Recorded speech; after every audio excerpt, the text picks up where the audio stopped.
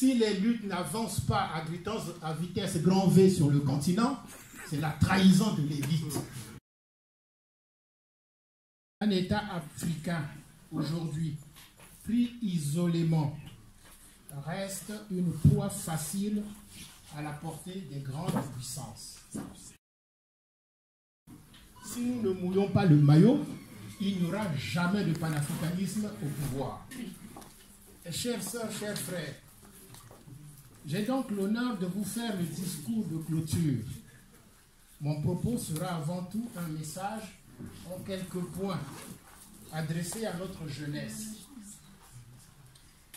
D'abord, il faudrait que cette jeunesse sache qu'un État africain aujourd'hui, pris isolément, reste une proie facile à la portée des grandes puissances.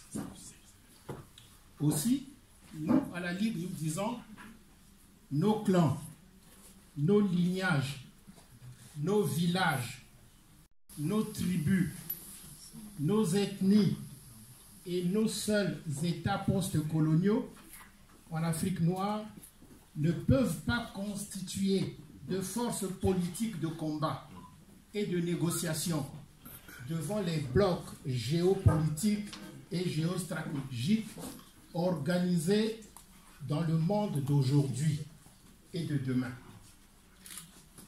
En clair, si nous restons balkanisés, nous serons des esclaves à perpète. Ça, il faut le savoir.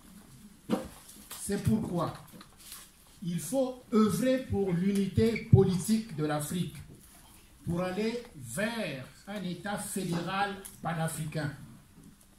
Ce qui suppose travailler pour l'intégration politique, avoir un exécutif commun, une monnaie unique, une défense commune, un destin commun. Pour cela, il faut que nous, partisans de la construction de l'État fédéral, soyons majoritaires dans nos États respectifs. D'où la nécessité d'être aujourd'hui aux côtés du peuple dans son combat quotidien face au régime autocratique et corrompu qui nous gouverne. Si nous ne mouillons pas le maillot, il n'y aura jamais de panafricanisme au pouvoir. Donc les panafricanistes ont la mission historique d'aller mouiller le maillot sur le terrain. En deux, l'unité des forces panafricanistes est fondamentale. Donc, vous voyez bien que pour tous ceux qui connaissent le monde panafricaniste, nous avons des écoles de pensée caractérisées par nos aînés qui sont passés, Garvey, Diop, Krumis, Lumumba, etc. Donc ça a créé des écoles de pensée. Et certaines de ces écoles de pensée s'excluent les unes des autres. C'est ça le vrai problème. Donc la question de l'unité des forces panafricanistes, elle est importante parce que quand vous discutez avec les uns les autres, tout le monde est pour la construction de l'État fédéral et tout le monde veut la renaissance africaine. Donc travaillons pour l'unité de toutes ces forces. Les panafricanistes doivent s'unir. Nous, à la Ligue, notre devise est Umoja Nguvu, qui veut dire en français l'union fait la force. Donc si nous sommes unis, nous serons plus forts et nous pourrons imposer un rapport de force à ceux qui nous dominent aujourd'hui. En trois, à cette jeunesse, nous disons ceci. Pour que le rêve de l'État fédéral soit possible, il nous faut nous organiser.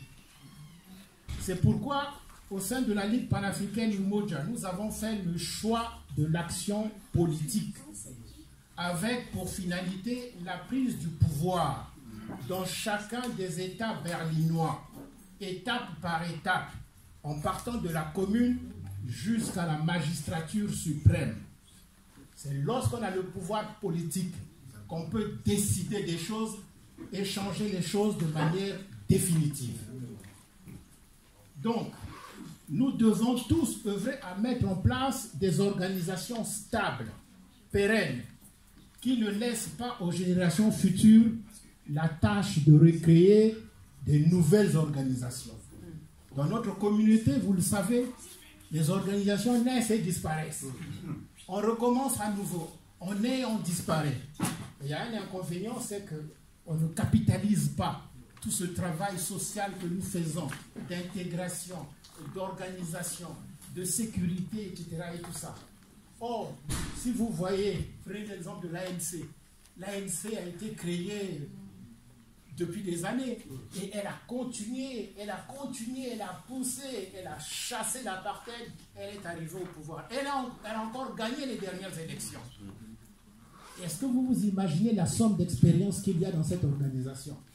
Mais les nôtres, c'est à la tête. Bon, si, c'est vrai que avec d'autres, j'ai créé la Ligue. Mais aujourd'hui, je ne suis plus président de la Ligue et je suis content. Après, il y aura d'autres. Il ne faudrait pas que celui qui crée soit celui qui reste là définitivement. Hein, c'est un peu comme ceux qu'on critique là-bas, hein, qui sont au pouvoir, qui ne veulent pas partir.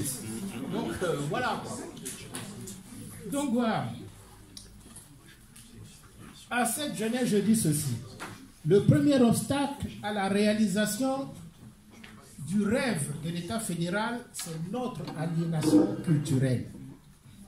Cheikh Anta Diop nous dit, et ça vous le savez, je crois que le mal que l'occupant nous a fait n'est pas encore guéri. Voilà le fond du problème. L'aliénation culturelle finit par être partie intégrante de notre substance, de notre âme. Et quand on croit s'en être débarrassé, on ne l'a pas encore fait complètement. Ce qui revient à dire que notre combat est quotidien sur nous-mêmes d'abord. La place que nous donnons à nos valeurs, à notre spiritualité, à nos langues, à notre souveraineté. Je finis mon propos pour vous dire que l'usurpation de la souveraineté politique des nations africaines par l'impérialisme capitaliste est la cause systémique première de la prolifération en Afrique d'une élite servile, cynique et corrompue. Si les luttes n'avancent pas à vitesse grand V sur le continent, c'est la trahison de l'élite. Le jour où l'élite acceptera de jouer son rôle historique, on va libérer le continent. Les peuples sont prêts, ça je peux vous l'assurer. Contre une telle prolifération funeste, le panafricanisme est la seule voie véritable, voie idéologique et programmatique.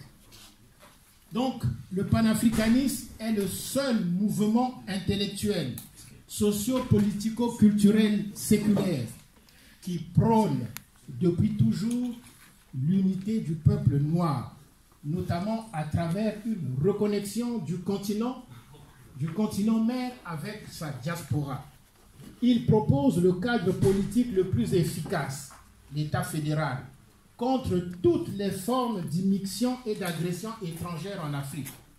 Le panafricanisme constitue en soi le rempart idéologique le plus sûr contre la corruption des élites panafricaines et son corollaire, la prolifération des inégalités socio-économiques.